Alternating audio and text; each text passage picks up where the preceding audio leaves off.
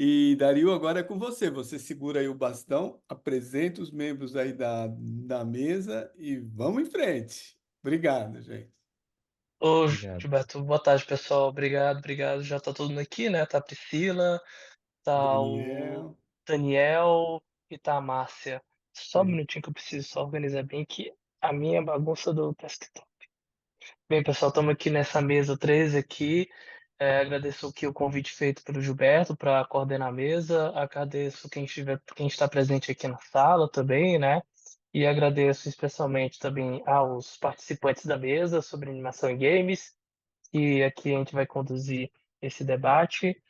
Só para fazer uma pequena introdução, eu não sei se vocês têm uma preferência de ordem de apresentação, de eu dar se no caso Priscila, depois o Daniel, depois a Márcia, se tudo bem nesse sentido. Tudo bem?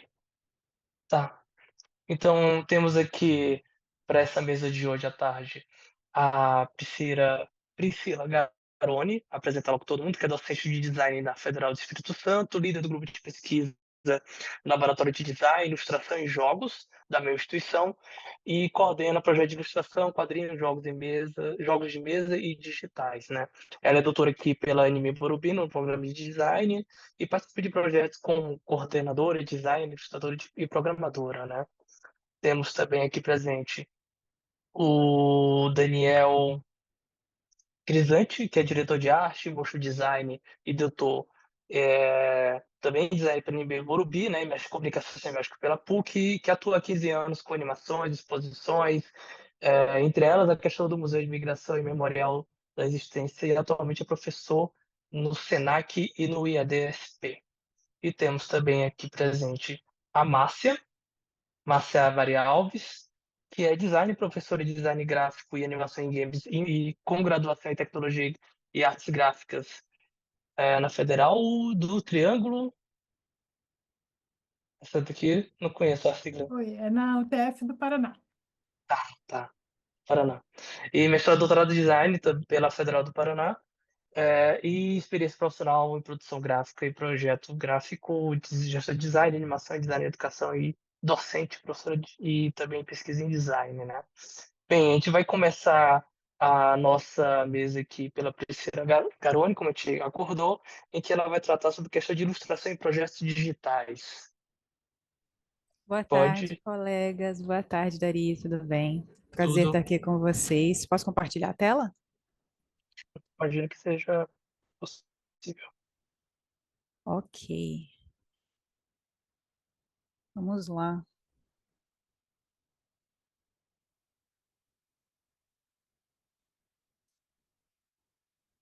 Vocês me dão um feedback se está aparecendo direitinho?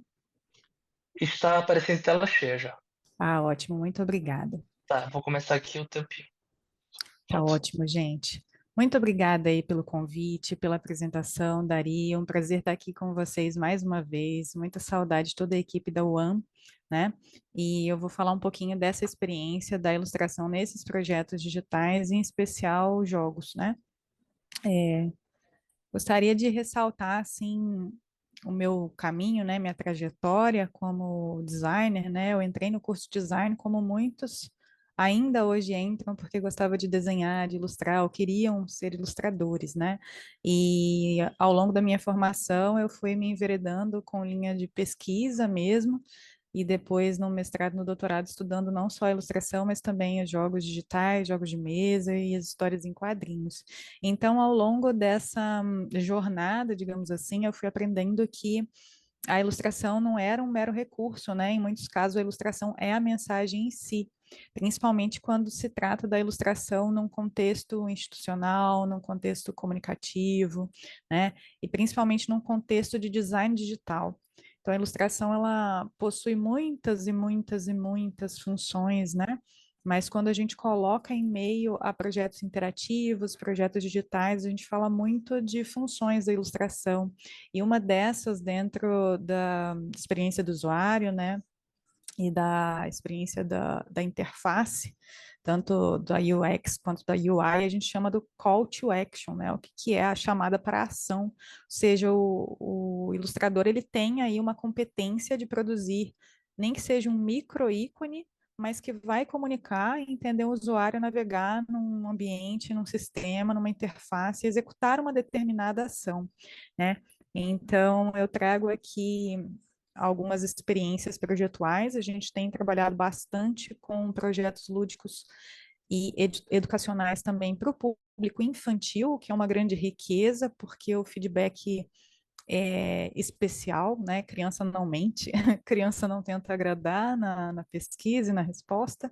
Então, a gente trabalha muito nesse sentido. Então, quando a gente fala da ilustração no sentido do call to action, né? Além dos ícones, dos botões de uma determinada interface, quando a gente trabalha um simples jogo de memória digital, a partir do momento que a gente tem uma ilustração e ela faz um movimento, faz uma interação, uma ilustração diferente, né? Ela vira uma animação, digamos assim, ela já chama a atenção da criança.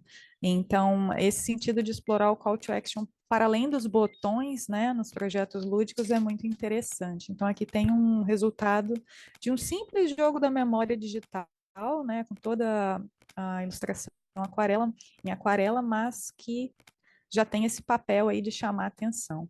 E para além dessas questões, a gente dá muito valor também às heurísticas, né? Lá desde o início da discussão da internet, dos projetos digitais, assim, das bibliografias mais antigas que a gente tem, mesmo do Nielsen, né? A gente já fala em heurística, mas a gente começa a pensar a ilustração nessa heurística nos projetos atuais. Como que a ilustração ela é importante, como que as heurísticas podem ser valorizadas por meio da ilustração, né? Então, a gente usa muito esse sentido de marcador visual, de ter uma diferença de contraste, de pulsar, de piscar, de mudar de cor, ou ter um contraste diferente, seja de tamanho, forma, dimensão, posição, né? E ao longo dos games a gente vê diversas formas desse uso aí de chamar a atenção, de impulsionar, seja para indicar que o jogo está pausado, seja que está carregando, mas tem essa comunicação dentro da heurística, né? Então, quando a gente trabalha a interface e a ilustração nesse sentido, a gente traz as heurísticas de consistência, né, da estética às vezes minimalista, de manter só o que é essencial, de ter esse padrão visual muito claro, assim, de manter um formato, uma posição num projeto de interface, um projeto visual.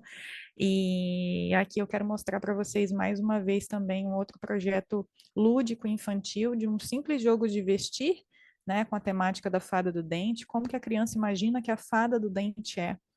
Então, essa criação de ícones, essa criação e essa intenção de produzir uma interface minimalista, ela precisa promover ao mesmo tempo a interação, mas ela precisa também quebrar a barreira da interface, né? A criança não precisa lembrar o tempo inteiro que está lidando com a interface. O que interessa para ela é, de fato, saber interagir. Então, o ícone, ao mesmo tempo, comunicar o resultado dessa interação e ser invisível é o grande desafio projetual que a gente enxerga atualmente, né? De ter um ícone ilustrado, a criança entender qual é o ícone da roupa, qual é o ícone da cabeça, qual é o ícone do cabelo, e também conseguir interagir dando importância ao outro lado da ilustração, que é o que de fato a criança quer ver, que é a roupa mudando de cor, que é o cabelo mudando de forma e por aí vai, né? E nesse sentido, a gente lida muito com essa consistência de padrão. Então, tem uma tendência nesse tipo de projeto da gente trabalhar, por exemplo, no jogo de vestir, o mesmo tamanho, a mesma posição, uma forma parecida, né, para algumas coisas que vão ser animadas ou itens que vão trocar de lugar com outros, ou simplesmente botões, né? Então, para exemplificar aqui nesse jogo de vestir, né, compartilhando com vocês, assim, na hora de projetar, o ilustrador desse projeto, aqui no caso a ilustradora foi a Isabela Vancini, né, e eu fui a programadora. Então a gente gerou todas as necessidades projetuais de tamanho, de função, de posição, né? Então as ilustrações nesse projeto eles são frames, né? Então como que esses quadros deveriam ser produzidos, trocar de posição, trocar de lugar e ter o resultado esperado, né? Então, a Isabela teve aí um trabalho projetual de não só definir forma, cor, mas também seguir essas diretrizes, né? Como que essa ilustração tem que se comportar, como que ela tem que ser produzida e fragmentada para que possa gerar aí possibilidades de permutação, na verdade, né, diferentes aí para essa fada do dente com a qual a criança interage. E aí, falando um pouco também da ilustração enquanto microinteração, a microinteração é um termo assim do momento, né, na experiência do usuário. Provavelmente todo mundo conhece essa microinteração aqui, né? Ninguém fugiu dela é, ao longo da navegação web.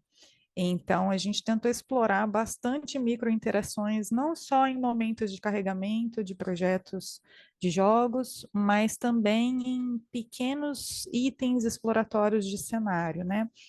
Este aqui é um projeto educacional, um projeto programado por mim também, ilustrado pela Maria Clara Rampinelli, com a parte da pesquisa da Pamela Galacha, todas aqui da Universidade Federal do Espírito Santo, e um jogo de explorar elementos de várias culturas, né? A gente selecionou aí as culturas de acordo com os guias escolares aqui do Estado do Espírito Santo, né? E da Constituição étnica, cultural também.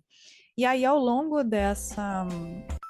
dessa proposta projetual, a gente queria inserir alguns itens animados, além dos ícones para serem encontrados, né? A gente tem aí um jogo de apontar e clicar, então a gente quis produzir também elementos não só informativos de encontrar esses elementos culturais e depois apresentar informações sobre eles, mas também alguns elementos animados, os pequenos easter eggs, digamos assim, né? Então foi um projeto diferente, digamos assim, e trabalhoso, porque ele foi produzido todo em aquarela. E a gente queria, de fato, encarar esse desafio projetual de preparar a ilustração em aquarela tradicional no papel e depois passar por todo o processo de edição. Então a Maria Clara Rampinelli ilustrou tudo tradicionalmente mesmo no papelzinho, e eu fiquei com a parte de toda a edição dessas ilustrações, de recortar, de editar, de otimizar e de animar também, né, de produzir essas micro interações.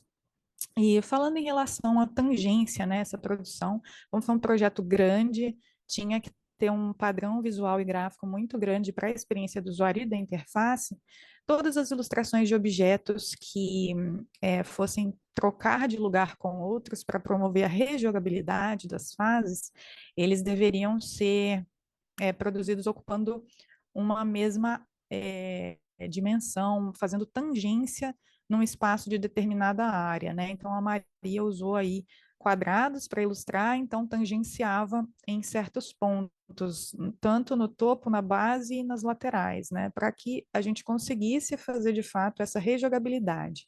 Então aqui tem algumas telas da fase indígena em que se mostra de fato que alguns elementos eles trocam de lugar a cada vez que a fase é reiniciada.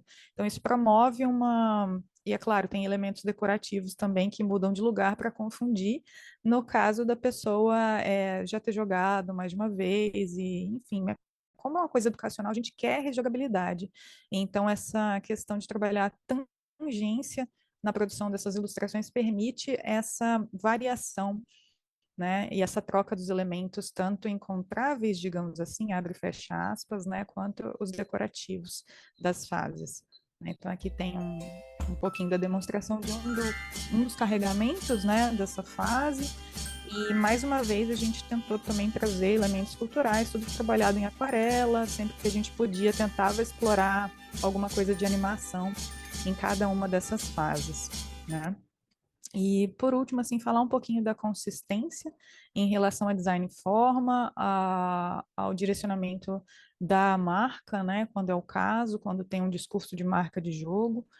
A ilustração, ela traz essa importância também, perdão, de seguir esse mesmo estilo visual e seguir, por exemplo, cores institucionais ou outros elementos aí que reforcem determinados discursos, né? Então, para além disso, a gente buscou alinhar toda uma interface, produzida em aquarela também, o que foi muito difícil, porque as ilustrações da Maria eram muito bonitas e produzir uma interface bonita, simulando aquarela, do ponto de vista tradicional e digital, foi uma dificuldade grande que a gente teve, assim, nesse projeto. Até hoje a gente olha para ele e fala, nossa, será que o projeto está concluído? Mas a gente olha para ele e fala, nossa, mas dá vontade de mexer um pouquinho mais aqui, né? Então, todos esses elementos de comunicação, de identidade visual do próprio jogo, de alinhamento cultural, os elementos que são clicáveis terem e um contorno, digamos assim, né? Porque eles têm que ser facilmente identificáveis,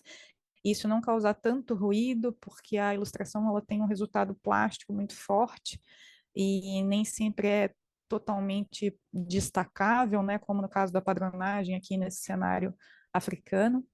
Então, isso é um grande desafio também de manter essa consistência de forma, de posição, né, de ter o inventário sempre de um lado e os elementos receberem sempre um contorno de uma determinada cor para serem destacados, né, além do posicionamento, é claro, de caixas de informação, além dos botões de fechar e outros botões de interface também.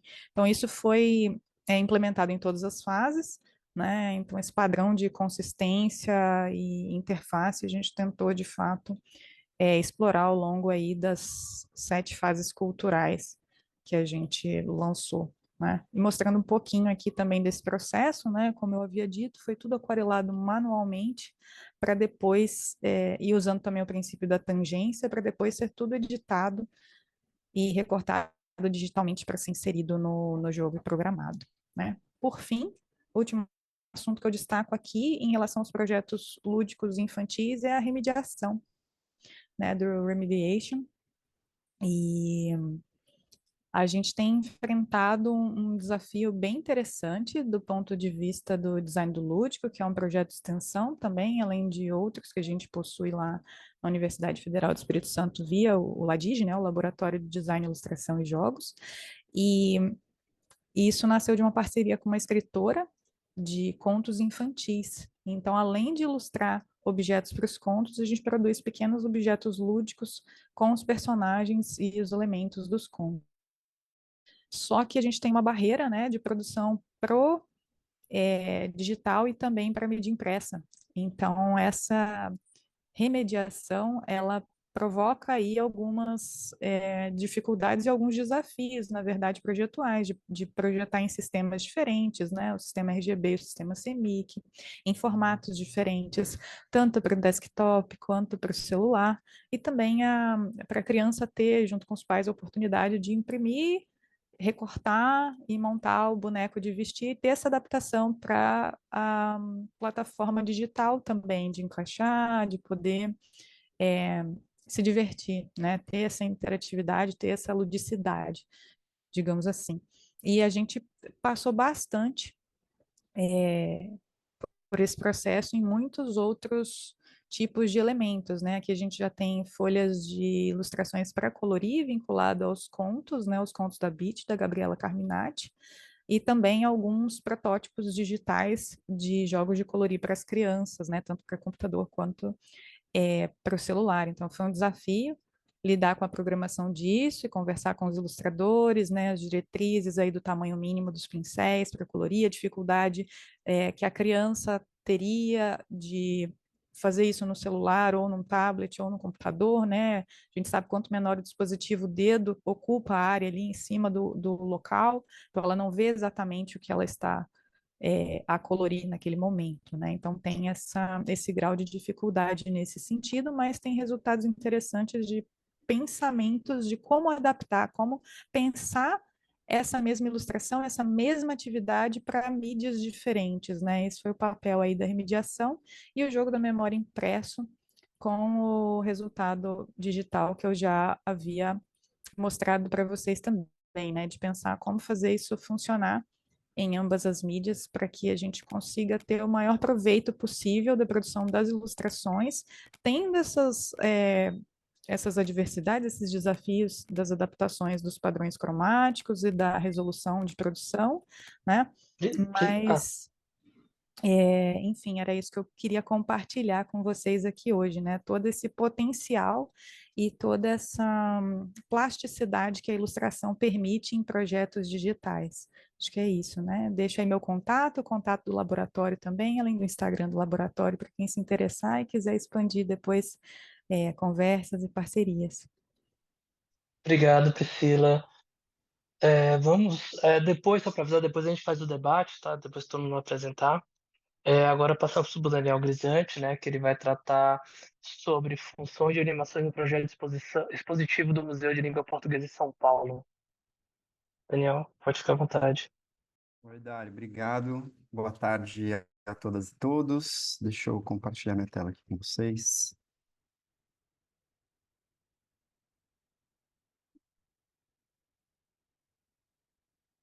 Vocês estão vendo em tela cheia aí? Estamos. Legal, então eu vou dar início. Bom, pessoal, essa pesquisa que eu mostro aqui para vocês hoje, ela é um resultado da minha tese de doutorado na AMB Morumbi. E eu trago um recorte aí da tese para vocês, especificamente algumas animações que eu analisei ali do Museu da Língua Portuguesa. Eu também, no meu trabalho, olhei para o Museu da Imigração em São Paulo, mas aqui nesse tempinho curto, né, eu vou fazer um recorte da pesquisa. Bom, a minha pesquisa, ela é uma pesquisa baseada aí na animação, né? Enfim, eu estou olhando para a animação, que é a minha área de pesquisa principal, mas para que eu conseguisse falar sobre isso nesse universo dos museus, que era o meu interesse, né? Minha tese tem o título de Coleções Imateriais e Exposições Efêmeras, né? Eu tive que passar por alguns pilares aí da pesquisa que me ajudaram a fazer essa conexão de áreas necessárias para se pensar uma exposição ou o uso da animação em uma exposição. Pois bem, então o museu, né, estudar o museu e o que se pensa a respeito do papel do museu na sociedade, como ele funciona e como são as exposições que ali estão. O design, pelo ponto de vista do design de exposições e os temas do design, e a animação, pelo ponto de vista da qualidade da linguagem, ou as qualidades da linguagem. O que eu mostro na sequência para vocês é o resultado desse cruzamento, tá? Então, eu vou trazer alguns conceitos que são exatamente esse encontro dessas três áreas e que me ajudam depois a analisar os casos de animação nesses espaços museais. Essa pesquisa, né, ela parte de uma prática pessoal, né? Eu sou animador que trabalha para museus há 15 anos. Então, o Museu da Imigração, que é um dos museus aí que eu analiso na tese, eu participei ativamente, e o Museu da Língua Portuguesa eu não participei. Então, por isso que eu trago aqui também esse exemplo um pouco mais distanciado para vocês. Bom, a partir desse cruzamento dessas três áreas, né, sobre animação, alguns conceitos foram importantes para analisar essas obras, né? Primeira coisa é o conceito de participação, que é a ideia de que a animação, ela, por ter uma impressão da realidade, ela acarreta um fenômeno da participação nas pessoas que a assistem, né? Então, quando a gente olha uma animação, a gente se sente parte dela de algum modo, né? A gente se sente ali atualizado no tempo presente, já que ela acontece no tempo presente também. Outro conceito que eu trouxe da animação no que diz respeito ao museu é a ideia da autoevidência, que vem da pesquisa da Jennifer Serra sobre o documentário animado, que é esse conceito, essa ideia, né, de que as animações que tratam de questões do mundo real, elas trazem uma autoevidência de autoria, né, porque, como no campo do documentário, como a gente não tem a imagem fotorrealista ali, a gente tem, então, uma construção da realidade, ao usar a animação num documentário, a gente logo de cara evidencia que existe alguém falando aquele ponto de vista sobre a realidade, né? A ideia de autoevidência. E, por fim, o conceito de imagens mentais que a animação é capaz de trazer, que é a possibilidade da animação, então, construir ou socializar um tipo de imagem que diz respeito ao indivíduo, né? Então, os nossos sonhos e as imagens que formamos em nossa mente, elas são individuais.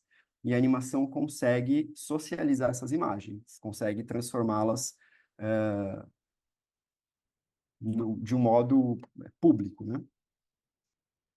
Trazendo um pouco do contexto dos museus, os museus, eles têm uma dimensão educativa que faz parte dessa instituição, que é o museu, que é uma instituição de autoridade social, né? A gente olha para o museu como uma instituição que sabe o que está dizendo, é um ponto focal da sociedade, né? É um ponto importante da sociedade, uma instituição central ali na cultura, e, por causa disso, uma das dimensões dos museus, né, entre várias, por exemplo, a preservação da memória, o cuidado da memória, a reflexão sobre passado, presente e futuro, o museu tem uma dimensão educativa, né? O museu ele tem uma função de aproximar as pessoas daquele acervo que ele detém, a animação é uma das possibilidades de fazer isso, né? A animação ela tem a capacidade de apresentar um acervo de modo educativo. Outro ponto de conexão entre os museus e a animação é a aproximação dos museus da indústria do entretenimento. A gente vê aí, pelo menos nos últimos 40 anos, talvez até um pouco mais, que os museus eles são questionados, né, pelo seu caráter, muitas vezes, restrito a um público muito diminuto, né, de especialistas, de interessados, e o museu começa a responder a essa demanda popular, demanda política, se aproximando um pouco da indústria do entretenimento para que ele seja mais apreciado e mais compreensível por públicos maiores, né? Então, a animação também, como uma linguagem que está muito associada à indústria do entretenimento, ela vai ser adotada pelos museus como um ponto de contato com os públicos que não costumam frequentar esse tipo de espaço. E, por fim, a ideia do projeto do design dos museus, né, o projeto expositivo dos museus, que é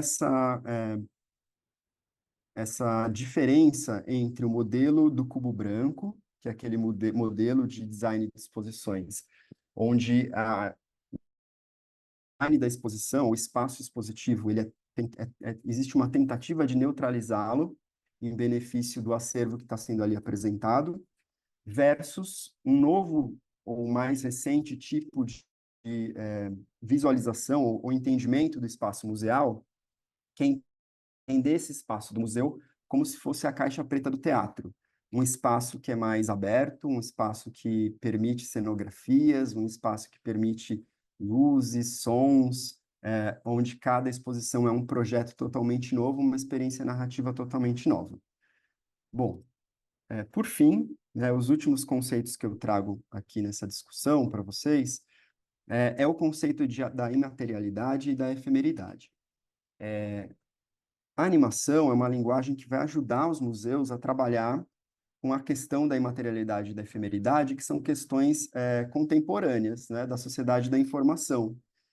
Então, imaginem vocês, né, que a gente, na sociedade da informação, onde cada vez mais estamos interessados em informação, em dados, em coisas que não são materiais, né? Em contrapartida ao que o museu vem trabalhando ao longo da sua história, que é a cultura material, a cultura dos objetos, principalmente. No entanto, na sociedade da informação, essa cultura dos objetos vai perdendo força e vai sendo valorizado a imaterialidade, né? Bom, alguns museus surgem, então, trabalhando com temas imateriais, né? A gente pode até ir lá atrás com os primeiros museus de ciência que vão trabalhar, por exemplo, com as ciências que não têm materialidade, como, por exemplo, a física, entre outras, né? Que não têm objetos em si, mas têm conceitos a serem explicados. E isso vai se expandindo, né? Para museus que trabalham conceitos muito amplos e abstratos, como, por exemplo, o Museu do Amanhã, lá no Rio de Janeiro, né? Que é um museu que vai trabalhar com uma ideia do futuro, mas que, de fato, não tem um acervo ali. Então, a animação, ela tem uma capacidade de materializar esses conceitos e esses assuntos que são imateriais na sua natureza para serem expostos dentro do espaço do museu.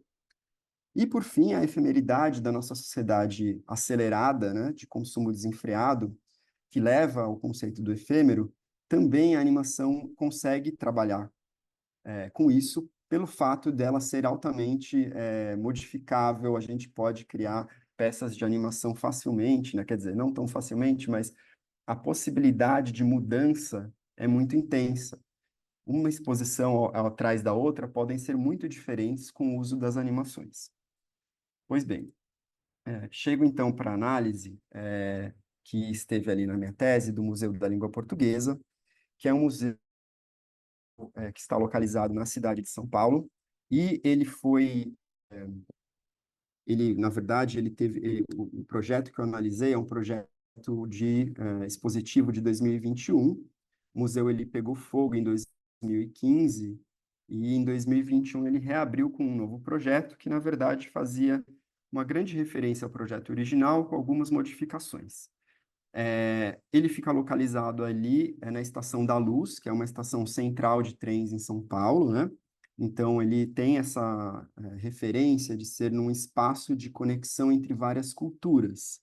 E por ser um museu que trabalha um assunto imaterial, que é a língua, né? A gente pode dizer, então, que o museu está localizado nesse lugar de trocas, né? De linguagens, que todas culminam, no fim das contas, por estarmos no museu no Brasil, nessa compreensão da língua, né? Nessa troca pela língua. Bom, eu vou mostrar para vocês hoje três instalações ou três animações que estão presentes ali no Museu da Língua Portuguesa. São várias, né? O museu, como ele tem um acervo minúsculo, né? Eu acho que, se eu não me engano, o acervo deles não passa de 15 objetos que estão expostos ali numa parede do museu, mas o museu é, de fato, na sua integridade, nos três andares que ele é constituído, feito a partir de animações ou obras interativas, né? Então, ele assume a sua imaterialidade, o seu assunto imaterial, e tenta materializar o seu conceito aí por meio dessas obras. Eu trouxe três hoje para essa apresentação, porque são obras muito diferentes, animações muito diferentes, e que vão ter funções diferentes, né? Por isso o título da minha apresentação de hoje. A ideia, então, que dentro de um espaço de um museu, a animação pode cumprir papéis distintos, sempre atrelados a esses conceitos que eu acabei de apresentar para vocês. A primeira animação que eu apresento, então, é a animação que chama Rua da Língua. A Rua da Língua, ela é uma grandíssima parede com uma projeção de 100 metros de profundidade, né, de largura. Ela possui 36 projetores que constroem essa imagem animada e tem uma duração de 25 minutos. Essa animação, ela está localizada no andar principal da exposição do Museu da Língua Portuguesa e ela fica nessa paredona aqui, ó. Ou seja, é uma animação que permeia todo o espaço expositivo do andar principal do museu. Em qualquer outra animação, qualquer outro espaço que o visitante esteja, ele sempre vai estar em contato com essa projeção, com essa animação da Rua da Língua, tá? O que é constituída essa animação? Né? Ela é composta de várias obras de artistas diversos, né? A gente pode ver aí, por exemplo, a citação do Guto Lacase, do Ricardo Aleixo, mas muitos outros artistas têm obras expostas ali. Ela mistura captação de imagens ao vivo com animações de textos, animações de diversas naturezas, né? Aqui a gente pode ver que existem uns quadriculados, porque ela é feita numa espécie de lambe-lambe, né? Então, a superfície de projeção é um lambe-lambe, para simular essa ideia da rua, né? O conceito principal dessa instalação é a ideia de que a língua é uma coisa viva, que está presente nas ruas, e que a língua é ressignificada pela população em diversos contextos, tá? Bom, essa instalação, então, ela tem uma animação, nesse caso, ela tem uma função cenográfica. Por ser uma animação que ela fica no espaço expositivo durante uma longuíssima duração e permeando o espaço como um todo, ela não é nunca assistida por nenhuma pessoa com foco, né? Ela é quase onipresente. As pessoas passam por ela, olham alguma coisa, entendem um som, mas continuam seu fluxo pelo espaço expositivo, né? Portanto, aqui nesse lugar, em primeiro lugar, né, em primeira posição, a animação tem uma função puramente cenográfica. Claro que atrás da cenografia, né, da ideia de compor esse espaço cenográfico da exposição, ela vai trazer pequenas reflexões para o visitante que passa por ela, tá? Bom, uma outra animação presente ali no espaço expositivo é a Laços de Família, que é constituída de duas telas, são duas animações dentro de uma área específica do Museu da Língua Portuguesa que vai falar sobre as famílias linguísticas para identificar de onde vem o português, né? A partir da genealogia ali da língua. São duas animações que vão ter bom, uma chama Famílias Linguísticas, de 4 minutos e 31, e a outra chama Invenção da Escrita, de 6 minutos e 9. São duas animações que vão simular aquelas animações de quadro negro, né? Aquele quadro de giz que é de escola, né? Tradicionalmente de escola, e eu leio essa escolha estética como aquele conceito, aquela frase popular, né, que a gente pergunta se a pessoa está entendendo o que é que desenha, né? Então, essas animações, elas desenham para tentar explicar para o visitante da onde vem, né? Então, a língua portuguesa e a diferença entre a língua escrita e a língua oral. O que essa animação tem de função é uma função pedagógica, né? Ela aí está nesse espaço para instruir. Ela, portanto, utiliza uma linguagem educativa, né? Esse uso do chalkboard, né? Da lousa com giz é proposital nesse sentido, né?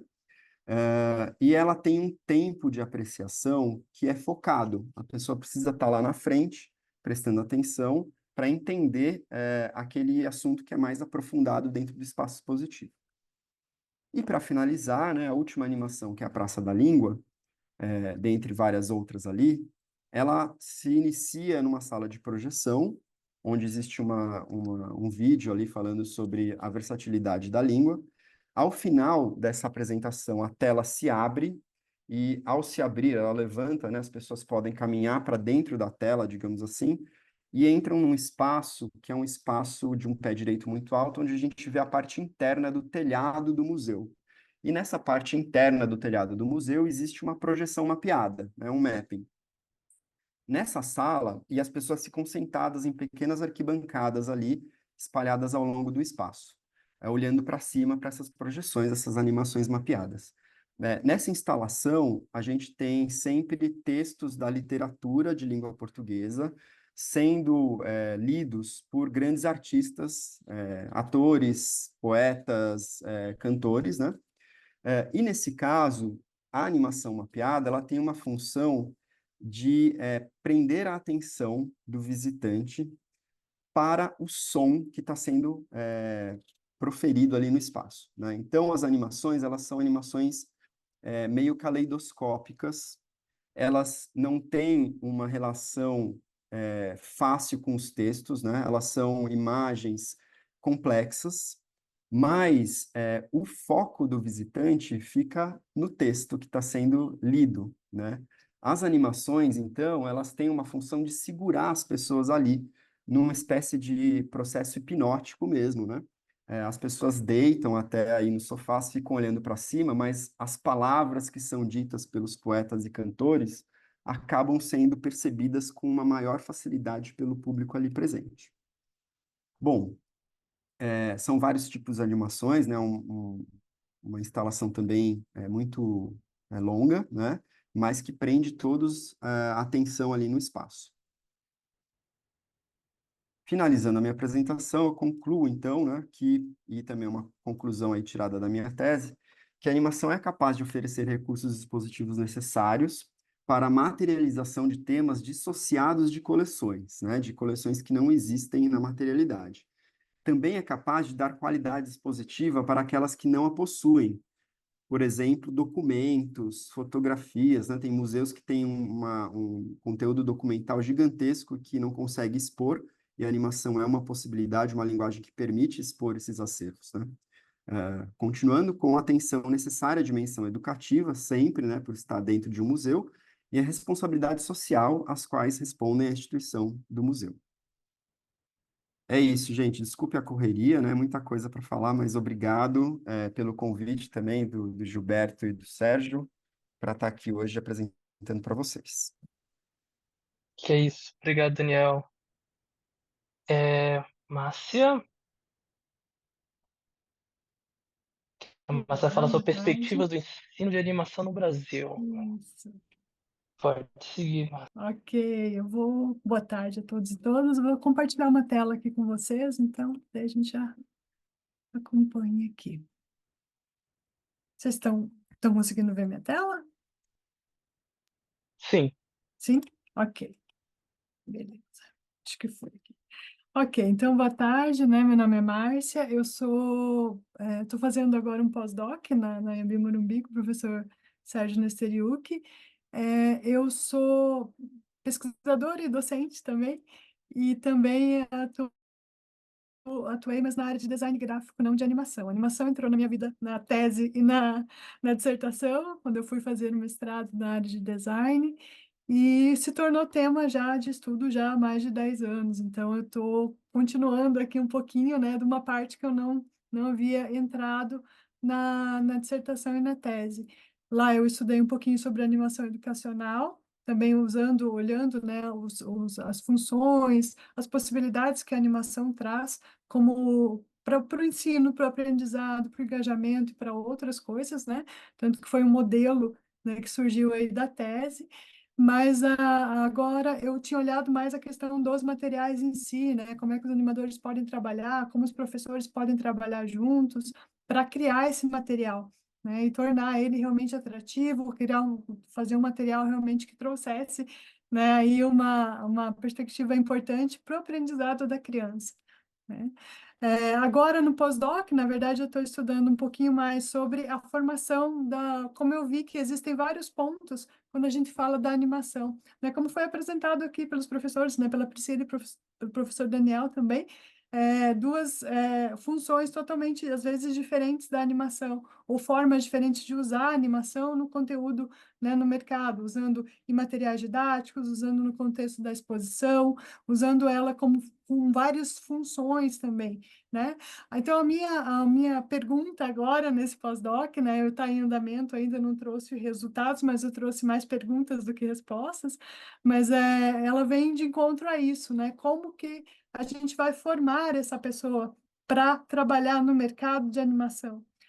O que exatamente a gente precisa ensinar? Será que os cursos, né, que estão atuantes agora no mercado, estão vigentes, né, na parte acadêmica ou na parte de cursos livres, está realmente fomentando essa indústria, essa grande indústria, que é justamente a animação e os jogos, né, por tabela também, porque uma precisa da outra para executar.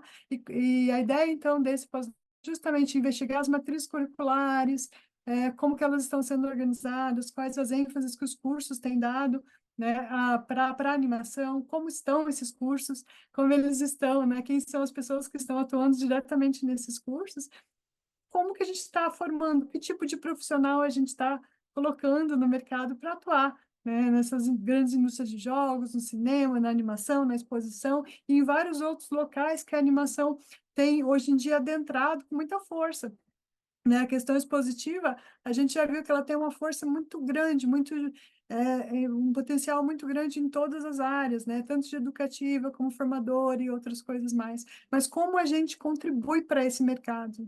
E qual é a cara da animação brasileira? Ou seja, será que a gente está formando profissionais, né, adequados e com perfil interessante para formar esse novo mercado, essa nova forma e essas novas funções que a animação vem conseguindo?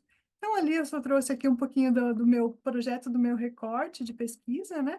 Algumas coisas, como ela está em andamento, eu estou agora na parte de coleta, eu tenho alguns resultados parciais dessa pesquisa, que, na verdade, a análise das grades já foi feita, algumas coisas já foram retiradas ali, e, na verdade, o que a gente percebe é que são cursos, às vezes, feitos por profissionais de várias áreas, Isso é super rico, super importante, essa diversidade que a animação traz é o, digamos, o essencial, mas também a gente vê que às vezes a gente se torna muito generalista em algumas partes, ou não. Tem cursos muito generalistas, alguns especializados, então algumas coisas a gente percebeu já pelo estudo da matriz.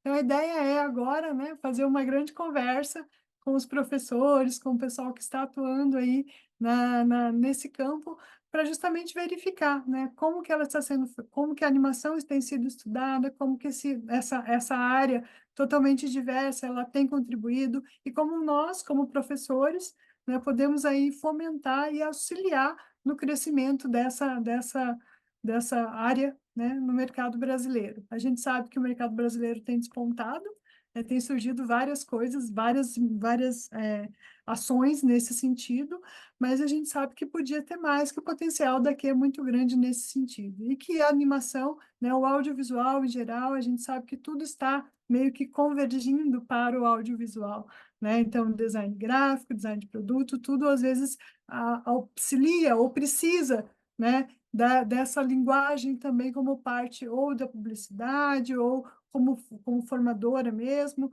do próprio produto em si, né? Então, a animação tem materializado muita coisa importante e como se preparar para esse futuro. Como, digamos, resultados bem parciais mesmo, né? Algumas coisas que eu já pude notar ali é que geralmente a gente foca muito nas técnicas de animação, nos cursos de animação, né? Que é o óbvio, né? Ensinar as técnicas básicas de animação, mas a gente vê também que tem pouco aprofundamento em algumas áreas que a gente considera muito importante na hora de formar um animador, por exemplo, o entendimento básico de roteiro, o entendimento de som e outras áreas que estão ali fazendo parte, ou seja, são elementos essenciais para a animação, mas que às vezes nos cursos, em determinados momentos, eles não são abordados. É claro que cada profissional vai escolher o seu caminho dentro da animação, mas é uma forma também de medir quais são os caminhos que têm sido mais escolhidos, como que a gente pode auxiliar e, de repente, fomentar, né, uma cultura maior de animação também nas academias. A gente vê disciplinas voltadas para o desenho, para a ilustração, a gente vê também vários cursos voltados para animação para jogos, né, que é um mercado bastante importante também, e a gente sabe que existem algumas diferenças entre, né, algumas coisas que têm que ser olhadas para os diferentes suportes que a animação vai adentrar, e a ideia é utilizar todo esse know-how aí para conseguir entender um pouquinho, né, como que está o ensino hoje em dia, como está a educação e quais são os profissionais que a gente está formando. Né? Esses dados depois vão ser confrontados ainda com entrevistas, questionários e outras formas de abordagem qualitativas para a gente entender um pouquinho mais de como está esse ensino, né, do design de animação ou da animação em si, né, no nosso país. Então, a ideia, eu trouxe, como eu disse, mais questões, né? Minha apresentação vai ser bem rapidinha, eu trouxe mais questões justamente do que resoluções, né? Então, a ideia é como que esses cursos são estruturados, quais são as formações que estão sendo oferecidas, né? Se elas abrangem a ilustração, como a professora Priscila colocou, ou a exposição, como o professor bem colocou ali também, será que eles abrangem essas novas caras da animação? E como que elas estão hoje no mercado, né? E também o objetivo maior é formar melhor, né? A gente sabe que o curso, a animação, ela tem uma história já no cinema brasileiro, ela na cultura brasileira, só que agora que ela consegue despontar e consegue, digamos assim, competir, né? De uma forma mais importante no cenário internacional, né? A gente está vendo aí vários estúdios, várias pessoas, né? Chegou até o Oscar. Então, a gente tem que ver também como que essa indústria, como nós, professores, né? O pessoal da academia pode auxiliar também nesse mercado e nessa formação cultural da animação como uma forma de expressão, uma forma de representação. E também não esquecer que ela também é uma indústria, né? E também uma grande fonte de renda para milhares de pessoas, né, em todo o mundo. Então, a ideia, na verdade, hoje eu trouxe mais perguntas do que respostas, né?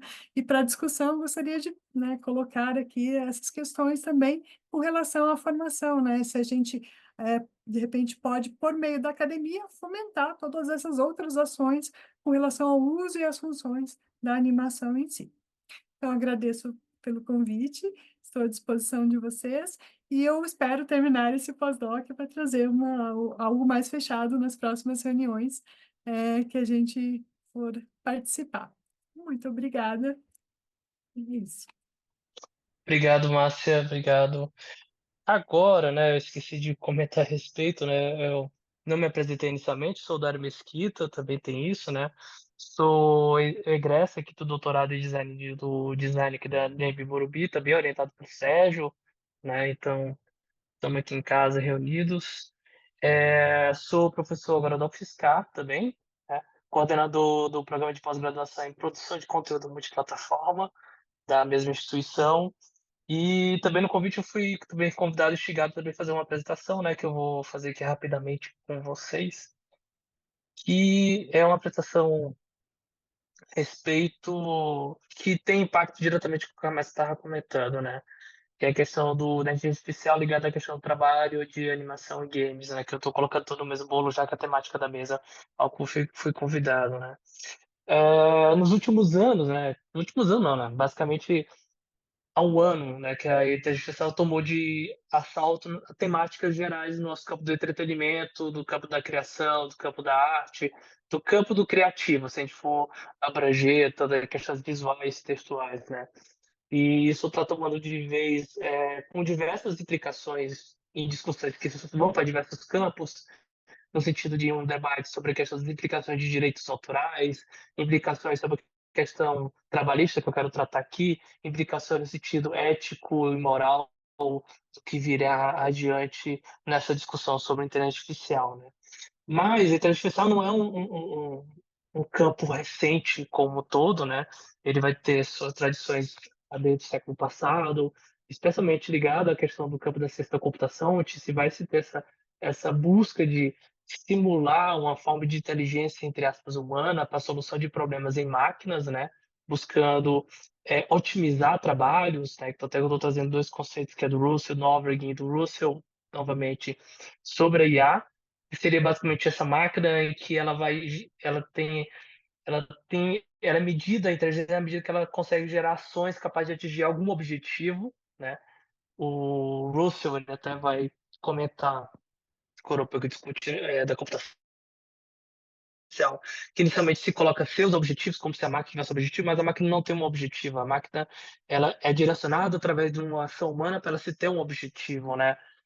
A questão que nos 20 anos, as máquinas tinham objetivos extremamente muito específicos para solucionar problemas. Na verdade, ela está no nosso alcance há muito tempo, em diversas formas, né? Mas apenas agora, na década de 2010, 2020, né, onde houve o desenvolvimento do modelo de aprendizado de máquina, um modelo de aprendizado profundo de máquina, né, elas conseguirem fazer um desenvolvimento de construção de problemas de grande escala, né, através de fórmulas probabilísticas. No caso, a máquina, quando ela vai gerar um texto, ela está criando a probabilidade de qual é a próxima palavra e qual seria a palavra certa, e ela vai se auto-aprendendo no sistema para conseguir gerar, né? É que houve esse boom recente. E aí ela houve justamente esse hype em torno dela, né? Mas ela já teve outros booms assim pontuais, que no caso o Russell ele pontua, né? Na década de 60, quando essa temática ficou muito aquecida no pós-guerra, pós-segunda guerra, 50 e 60, né? Onde se teve realmente uma máquina que ela conseguiu jogar xadrez e vencer seu próprio criador, teve esse alvoroço todo inicial, mas depois de um tempo não se via uma viabilidade comercial de explorar isso, porque requeria um grande processamento de dados. Na década de 80, houve outro salto inventivo, no sentido de desenvolvimento de sistemas especializados, que a gente tem mais habituado, estava mais habituado até hoje em dia, né, na década de 80, mas na década de 90 isso foi superado porque, novamente, não existia capacidades tecnológicas de processamento para que elas conseguissem avançar mais do que já era possível.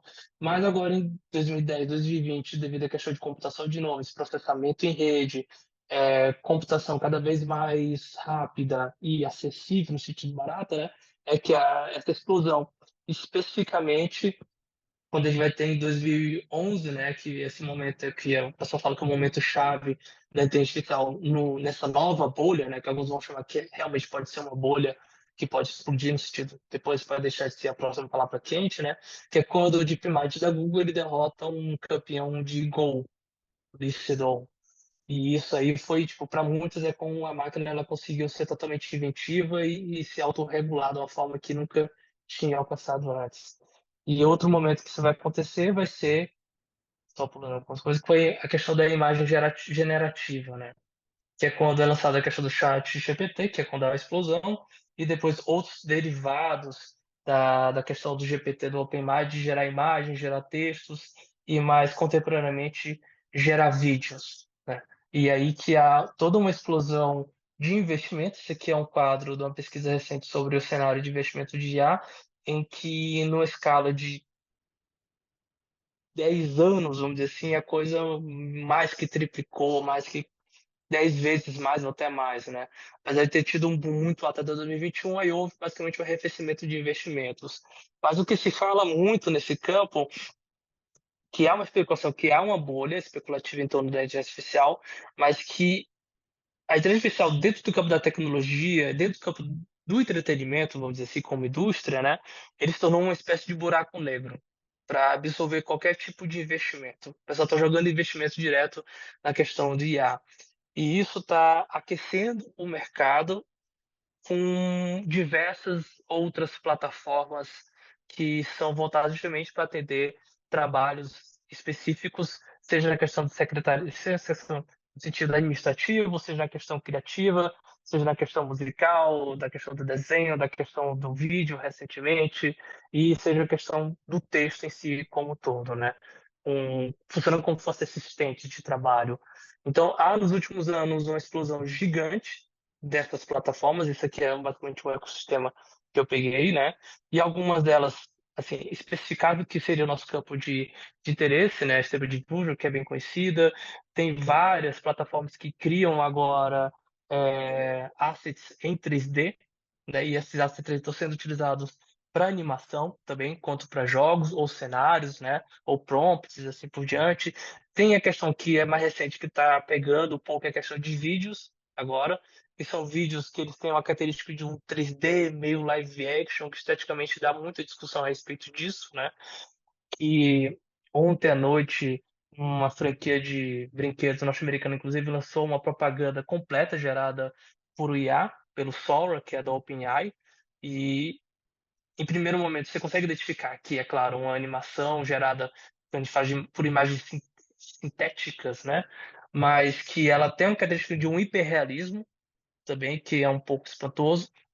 E há também ferramentas de IA voltadas para a questão de jogos, seja para a programação de inteligência artificial, né, no caso de NPCs dentro dos jogos que consegue gerar diálogos próprios dentro do jogo, ou seja, no sentido de gerenciamento de rede em jogos digitais. Dentre outras experiências que podem surgir ainda dentro do mercado, já que existem projetos que a gente não tem, ainda não saíram à luz agora, né, mas estão recebendo investimento para sair recentemente. Dentro desse cenário, né, há uma preocupação muito grande do campo de trabalho nosso criativo, né? Muitos vão pegar no pé na questão do direitos autorais, né? Porque essas máquinas generativas elas precisam de grandes bancos de dados se gerar as suas próprias imagens, né? Tanto é que eu vou dizer que ela não vai gerar uma imagem nova, mas ela vai gerar uma variação do que existe dentro do banco de dados dela. E que algumas das variações podem ser literalmente plágios, como alguns estão apontando. Então, há toda uma diretiva e uma corrida, inclusive, de muitas dessas plataformas, e dentre a OpenAI, por exemplo, que ela já vasculhou quase tudo que existe na internet para alimentar a sua base de dados e para ela se criar uma forma de regulamentação contemporânea, tudo bem, não vai fazer tanta diferença porque ela já rastreou tudo que existe na internet, né? Para criar sua banco de dados de referências. Assim como o Google também, com o Gemini e outras derivadas deles, né? Que é o Bard, que é ligado à questão do modelo de linguagem, e assim por diante. Então, existe em curso uma discussão sobre a questão da regulamentação, mas alguns vão dizer que essa regulamentação para o que existe hoje em dia já é muito atrasada, porque essas plataformas elas já mesmo meio que furaram qualquer tipo de bolha regulatória que possa existir posteriormente, né? E aí tem toda uma discussão Porque aí, apesar de ter essa discussão sobre a questão de direitos, dela conseguir copiar e tudo mais, ela é uma ferramenta útil para otimização de trabalho.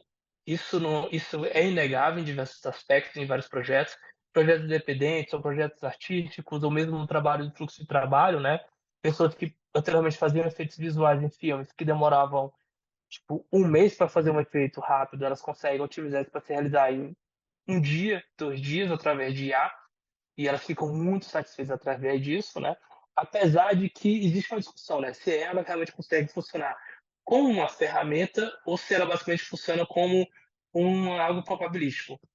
Porque o que se discute também na questão da arte generativa, né, através da, arte, da IA, é porque a gente não tem um controle completo do que vai ser gerado. Então, alguns discutem que a IA generativa talvez ela não possa ser vista exatamente como uma ferramenta em si. Porque você cria parâmetros através de prompts, mas o output desses parâmetros ele não é exatamente o que você às vezes está falando. E você não consegue fazer um refinamento em algumas vezes dessa arte gerada. Isso, quando é contexto, é mais fácil, né?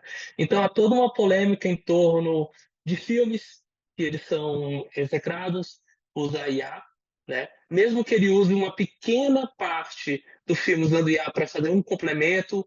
Isso aqui é um caso que aconteceu no Festival de Annecy, né? Que uma animação ela usou IA em determinada parte e ela teve que declarar isso, né? Então ela foi execrada por causa disso, né? Então tem toda essa polêmica que acontece ainda, que é mais ou menos uma questão de uma preocupação, né? Que tem, porque há também a preocupação com a questão dos empregos, né? Então, eu estou citando aqui no Zeta, o DreamWorks está errado, desculpa, mas empresas de jogos como a Unity, o Riot Games, empresas de animação como a DreamWorks, a Pixar, e empresas que são ligadas à questão de audiovisual como a Amazon e de música como a Universal Music, eles estão realizando demissões, eles estão fazendo um redimensionamento de seu custo da equipe de trabalho, e isso surge não é apenas porque a IA está aqui, né, mas porque, como um todo, para quem acompanha o mundo da questão da entretenimento, sabe que está havendo uma redução de lucros dessas empresas, né, elas estão tendo problemas diversos para conseguir receitas, elas estão tentando otimizar na medida possível, e devido à questão de concorrência com outras telas, seja com redes sociais, seja basicamente com uma saturação de jogos online como serviços, né? Então, o cinema em si está com vários problemas, o streaming está com problemas, os jogos também estão relativos a alguns problemas, os projetos estão sendo muito cancelados, né? Projetos que estavam com 3 anos de desenvolvimento são cancelados mesmo assim para não ter que ter mais custos, né? Então eles estão vendo a IA como essa boia para tentar otimizar o trabalho e ironicamente eles estão falando o seguinte, alguns CEOs, né? Tipo, a IA ela não tem como escapatória, ela vai ter que ser aplicada em um audiovisual como um todo, jogos, animação, especialmente, né?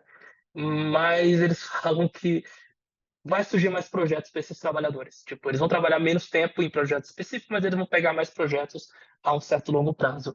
Aí essa é a ironia, porque essa é a promessa que se fez basicamente com a questão da Netflix, né? É, acho que ano passado teve uma greve de roteiristas nos Estados Unidos que eram pessoas que trabalhavam para roteiro na Netflix, especialmente streaming, né?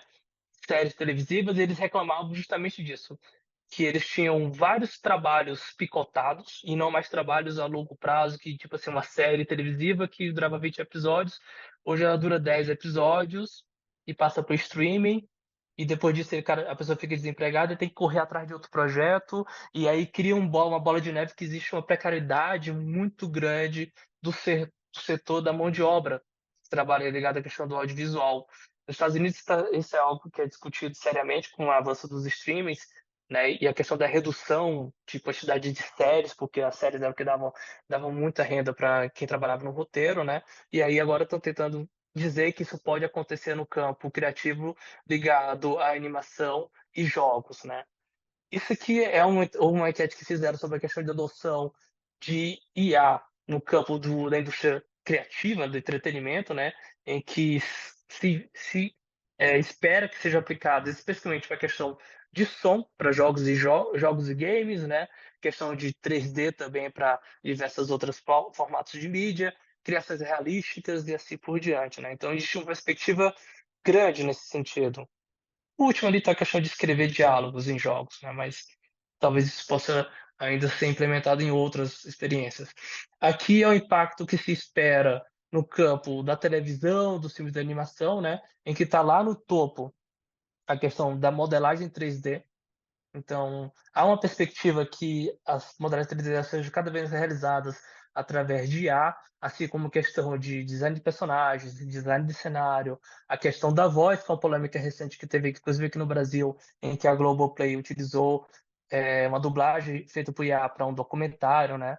E entra a questão aqui embaixo também, a questão de animação e rigging, script writing, então tem vários campos, né, que vão ser impactados, e aqui é uma perspectiva para a indústria de jogos, que ainda para modelagem 3D é muito alta e concepção de design visual é alto. Então, são preocupações, né, que são colocadas nesse aspecto do trabalho com a IA, em que se fala muito que esse pessoal que vai perder provisoriamente ou vai perder no momento esse posto de trabalho, eles vão ser readmitidos na indústria assumindo outras expertises, né?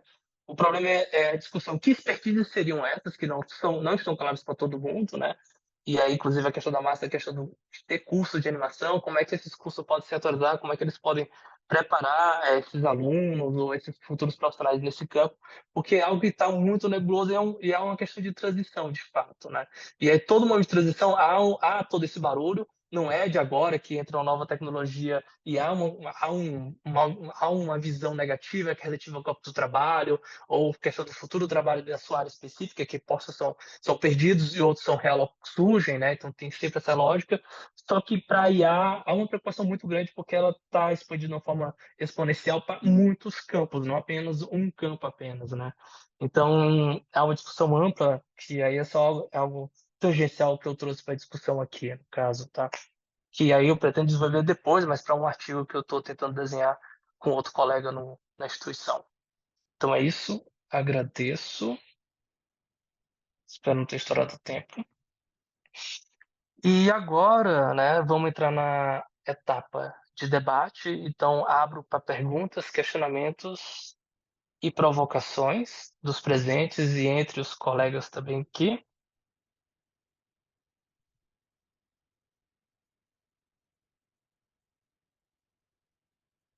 Alguém que queira começar?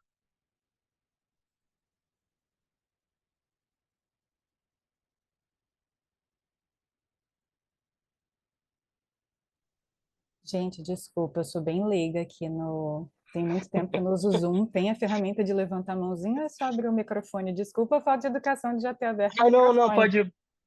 pode abrir o microfone, tá? Por enquanto, eu no chat. Eu não sei, aqui acho que é reagir no Zoom, que Ah, levanta a mão. desculpa, gente, então minha reação foi abrir o microfone. Não, tudo bem. Olha, eu gostaria muito assim de agradecer aos colegas, apresentações incríveis que realmente explodem a mente, né? São temas emergentes que sempre a gente precisa discutir. Eu tenho uma pergunta, sim, para o Daniel, uma para a Márcia e uma para o Dario. A para o Daniel seria como que você tem visto assim a história da animação, mas em projetos em menor escala, assim, né? Porque o Museu da Língua Portuguesa, por exemplo, que é o teu principal objeto de estudo nessa apresentação, ele tem coisas, assim, quase que no nível de sinalética, né? São grandes murais, grandes painéis, grandes paredes.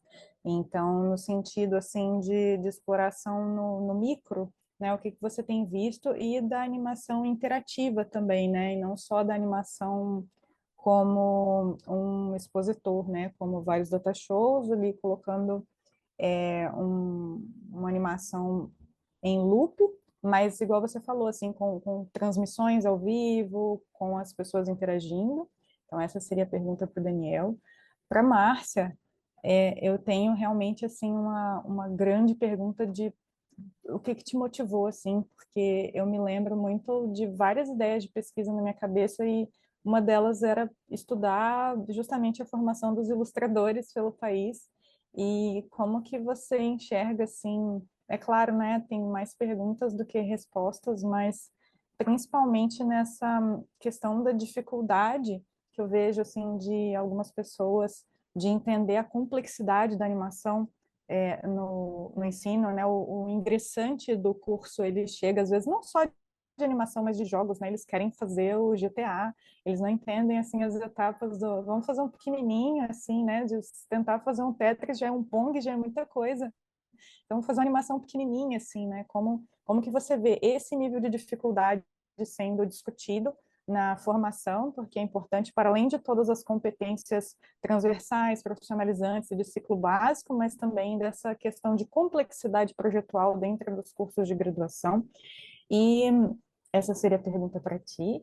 E, Dario, para ti eu tenho a pergunta em relação ao impacto que isso tem na nossa vida como docente, né? Quanto que a gente vai ter que, de fato, assim, nos próximos anos, correr atrás de capacitação também para discutir a inteligência artificial nos cursos de graduação, para uso em games, em animação, em ilustração, em qualquer outras áreas assim que o design generativo, o design computacional possa ser utilizado. Então, essas são minhas humildes perguntinhas, gente. Obrigada. Acho que então pode responder como o primeiro inquirido, depois a Márcia e depois. Vamos lá, Priscila, obrigado pela pergunta, pelas perguntas, né? Eu acho que no contexto dos museus, as animações elas têm dimensões como projeto, né? Não dimensão física, mas dimensão projetual diversas, né? A gente tem produções muito simples e produções mais complexas, mas de um modo geral, eu acho que o que é apresentado nos museus não é um tipo de animação muito complexa. Eu acho que a grande problemática ali nesses espaços é a manutenção e a atualização dessas animações, né?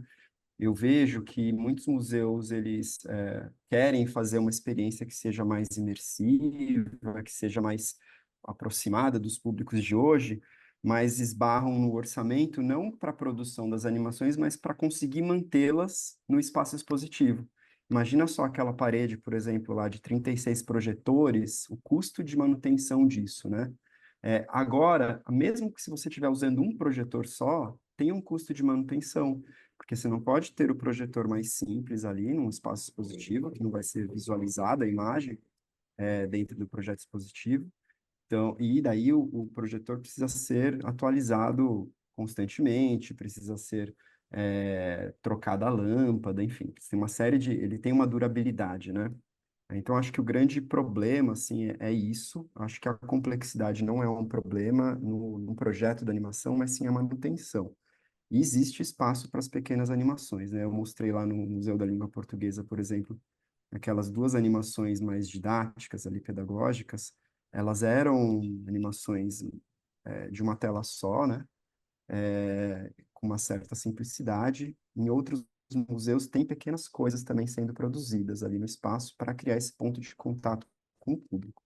E a sua segunda pergunta sobre animação interativa, no Museu da Língua Portuguesa tinha também uma instalação interativa que eu escolhi não apresentar para não trazer mais um conceito, mas eu acho muito interessante. Lá no caso, né, são mesas interativas que as pessoas elas constroem palavras e quando a palavra é construída, dá o play numa animação, uma pequena animação, né?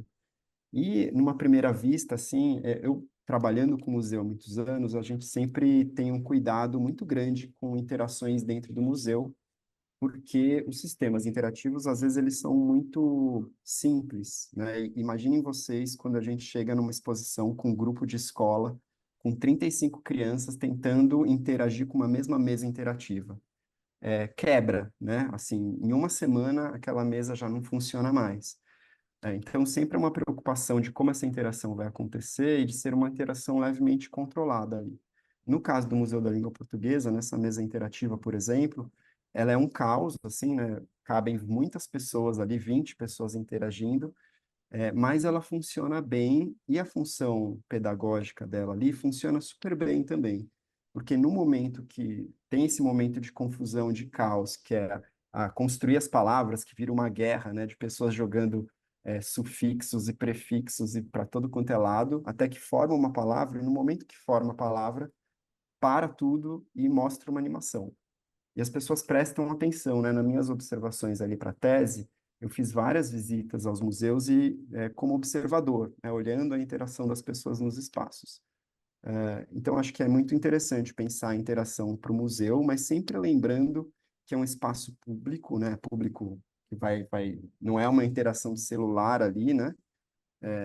Claro, podem ter as interações mais a partir do celular, que são mais individualizadas, mas normalmente essas peças interativas precisam ser muito cuidadosas para que elas funcionem, né? Num público de 30 crianças, por exemplo. Eu só queria fazer um comentário sobre o trabalho da Márcia, antes de passar a palavra para ela, e dizer que eu gostei muito de ver a sua pesquisa, que está em andamento, mas de perceber, né, que o design de animação ganhou uma dimensão tão grande que já existem pesquisas como a Márcia de olhar para os currículos e compará-los, né? Eu vejo uma coisa que me aflige um pouco, por exemplo, eu sou professor no Senac, no design de animação, e lá a gente forma cerca de 150 alunos por semestre de design de animação. Eu sempre fico pensando para onde vão esses animadores, né? Porque o mercado de animação, a animação para entretenimento ali, é bem restrito. Claro que tem o mercado de games, tem muitos outros mercados ali que são atendidos por esse profissional.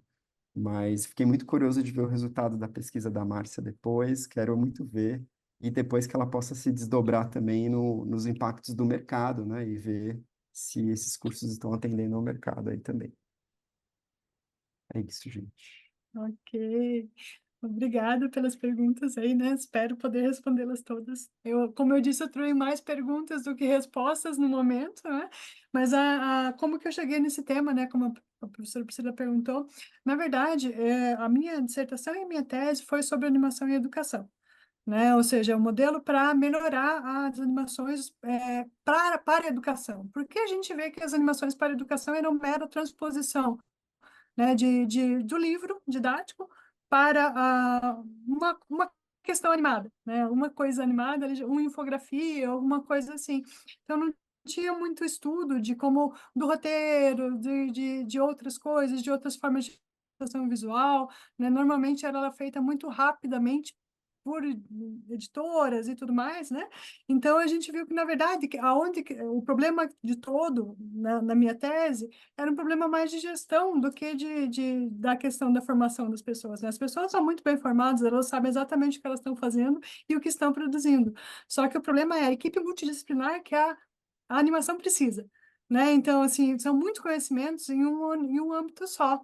Por isso que é muito difícil você colocar todos esses conhecimentos numa caixinha de um curso, né? E daí que veio a questão da formação. Então, cada curso, né, pelo que eu andei olhando as matrizes curriculares e tudo mais, ele vai pender, na verdade, isso é super normal, como acontece nos cursos de design, sempre aconteceram, né? Eles vão tomar um direcionamento para uma área específica que os professores têm mais expertise, o que é bem normal, né? Que o que a gente tem hoje em dia no design também. Então, a gente vai ter áreas, na verdade, que vão mais para o roteiro, cursos que vão mais para desenho, cursos que vão mais para a área de técnica mesmo, né? De produção industrial, para gestão, né? E a gente sabe que todas essas pessoas, elas cabem dentro dessa formação. Só que como essa formação ser tão variada, é muito difícil, às vezes, você atender, digamos, demandas, né, pela variedade, né, de profissionais que tem ali dentro. Então, um curso de design de animação, se tornando uma área, ele talvez poderia angariar coisas mais, colocar expertises para dentro dele que não fossem das outras áreas também, né, que não fosse só uma reunião de expertises das outras áreas, como a maioria dos cursos começam, mas que fosse uma reunião de expertises com a animação como base, né? Então, aí, essa foi, na verdade, o que me impulsionou a olhar como que esses professores, como esses cursos estão sendo formados, como que a gente está fazendo isso. Mesmo porque a animação nasceu autodidata, né? Se formos pensar bem, a animação não nasceu dentro, né? Ela nasceu das pessoas produzindo experimentos nos estúdios e fazendo isso na prática. Então, ela foi ser teorizada depois, né? Então, assim, a prática é muito forte. né? Então, isso ainda continua na maioria das academias, o que é super bom, mas que também traz, de repente, algumas questões para a questão profissional, né? Então, a minha ideia era olhar como fazer um panorama, né? Meio, digamos, isento da minha opinião sobre isso, mas olhar isso como um todo para ver como que a gente pode realmente formar uma indústria, né? E uma indústria que ela vai dar conta não só da animação educacional, mas vai dar conta do entretenimento, da exposição e de outras formas que esse profissional da design em geral também está pegando, né? Na verdade, isso não está acontecendo só com design de animação, está acontecendo com design de games, acontecendo com outras áreas também. E agora, como o professor Dario bem colocou também ali, né, a questão da IA vai mudar todas essas relações de alguma forma. A gente não tem como esconder isso. Né? A IA está aí, a gente vai ter que. E ela não está aí agora, né? Ela está aí já faz tempo. Né? Então, a gente só vai ter que incorporar isso na profissão do animador e ver qual o futuro que nós, academicamente, podemos auxiliar esses alunos a enfrentar todas essas questões de mercado. Então, a ideia do tema era esse. E com a questão da complexidade, eu acredito que sim, é muito legal quando você começa do manual, isso por experiência própria, né? De começar pelo manual, começar por complexidade baixa e ir ampliando essa complexidade, eu acho que aparelha né, o profissional a saber de onde ele veio e para onde ele vai. Né? Então, é interessante, claro, eu acho que eu não sou contra usar as coisas da IA, eu acho que a gente vai ter que usar, a gente já usa há muito tempo, só que eu acho que a gente pode usar ela com a nossa propriedade de autor, né? E animador, autor, né? Com esse direito de autoria mesmo e direito de profissional, ou seja, colocar as questões profissionais, né? Usar a IA como ferramenta, como a gente usa tantas outras coisas na ilustração, né? E a gente usa também na exposição em outros lugares também, nos jogos, né? Tem tanta coisa já automatizada e que não tirou o brilho de quem produz. Então, eu acredito que essa complexidade, por isso, né, essa é uma das questões também que eu coloco, que eu queria verificar como estão as outras escolas produzindo, se essa partir do manual e seguindo um crescimento de técnicas, né, pode auxiliar também a gente transformar esse profissional num profissional que seja apto a enfrentar aí todas as barreiras que a gente já está enfrentando, e não é para amanhã, é para hoje, né? Então, que a gente já está enfrentando no nosso mercado. Então, a ideia é hoje, como, por exemplo, como o professor Daniel colocou, para onde meu aluno está indo. Eu tenho alunos que se formaram em design de animação, foram trabalhar na indústria gráfica, outros foram trabalhar na programação. Será que então, né, porque é um caminho, logicamente, interessante e que as habilidades são muito parecidas, né? Ou vai trabalhar no design gráfico, ou no design de produto. Encerramos, então. Então, é nesse sentido que é a minha pesquisa, e eu espero Então, trazer Ju, resultados, quem sabe, próximos aí dessa pesquisa. Obrigada. então Não sei se eu respondi. deixa só a gente falar também, Ju, Obrigado, gente. para, Gilberto, deixa eu só Gilberto. falar uma. Então, vamos para a palestra. Ops, Gilberto, Gilberto, Acho que ele mutou a gente aqui. Vamos interferir lá. Gilberto, Acho que dá pra eu falar aqui enquanto. Ele tá. Dá pra falar. gente, eu saí antes da hora. Desculpa. Gilberto, Peraí, peraí. Desculpa, eu estava falando e caiu aqui. Então, para a Gilberto, gente dizer que a última Gilberto, palestra ela não vai acontecer porque a professora Miriam, ela teve um problema com o voo dela, tá? Então, só para dizer que aqui acabou o encontro aqui com vocês, mas acabou com chave de ouro. Foi linda a mesa, parabéns. Então, tem duas mesas terminando, as duas últimas, mas acabou o evento, tá bom? Aqui, quer dizer, acabou o evento, não. Não vai haver a chamada final, tá bom? Gilberto, Eu vou falar com o tá Dario. ligado aqui. Tava ligado teu Você deixou microfone. aberto, Gilberto, você deixou aberto. Ah. Tá terminando aqui, Gilberto, tá? Já que eu acho que depois daqui vai ter mais outras perguntas, né? Eu agradeço, parabenizo também as pesquisas, os trabalhos dos colegas que falaram, são bem instigantes, né? Na questão do Daniel, eu fico pensando na questão dos museus dessas exposições interativas e tudo mais. Isso é uma temática que eu vi explorada, inclusive, no Aniversário Norte-Americano, acho que é no Aniversário de Nova York, que o pessoal está discutindo como é que a gente preserva todo esse arsenal expositivo que é construído para museus, porque eles realmente eles se acabam, a tecnologia avança, não tem mais codec para rodar eles, assim por diante, né? Projetores são modificados de resolução, então se perde como foi feito originalmente. Parabéns também a Márcia pela pesquisa, e desejar boa sorte, porque é muita coisa para fazer. E a Priscila também pelos trabalhos empreendidos, né? Uma coisa que eu fico me questionando, mas aí fica para uma questão depois, para a gente conversar, se a gente se trombar novamente, né, Priscila, é sobre a questão, como é que fica a questão das crianças e o uso das telas, porque hoje em dia está se tendo uma discussão muito grande sobre a limitação das telas. Então, eu estou vendo gente falar, vamos evitar de criar projetos com tela para criança. Já se fala muito isso, né?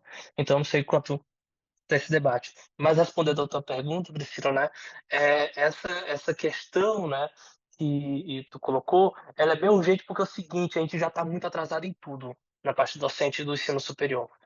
Não tem, assim, desculpa, não é querendo falar dos meus colegas, né, mas alguns são é, é, é, como é o nome? Ludistas. Vamos dizer assim. Eles ainda são apreciadores de uma certa tecnologia que não tem mais o retorno, são reticentes com a questão do streaming, eu que sou mais a questão do audiovisual, né? E são reticentes com a questão de telas de redes sociais e com outras linguagens que surgem a partir essas ferramentas. E aí chegam aí, eu não sei qual vai ser a reação, sendo bem sincero, e quanto tempo vai durar esse processo de transição para todos nós, porque, como a Márcia falou, a questão dos cursos, eles não são feitos por professores, entre aspas, são feitos pelo conjunto de professores, né? Então, é o conjunto que vai ter que se articular muito bem no diálogo e nessa atualização para conseguir dar conta, porque eu já percebo de muita parte de alunos assim, uma negação da IA. Alguns eles falam, nossa, eu não quero nem usar. Isso eu falo que eu atuo com alguns bolsistas e eu falo assim, cara, usa IA para gerar tal coisa se for urgente e vai, tipo assim, usa que seja legal e tudo mais. Não, não quero usar, eu não quero usar, não quero usar. Eu falo, tá bom, mas você vai ter que usar um dia e vai acabar usando, né? O que acontece muito. Então, tem várias complicações nesse aspecto que me preocupa. E eu não sei como é que vai ser essa atualização, sendo bem sincero. Eu acho que ela vai ser relativamente um tanto quanto traumática, tá?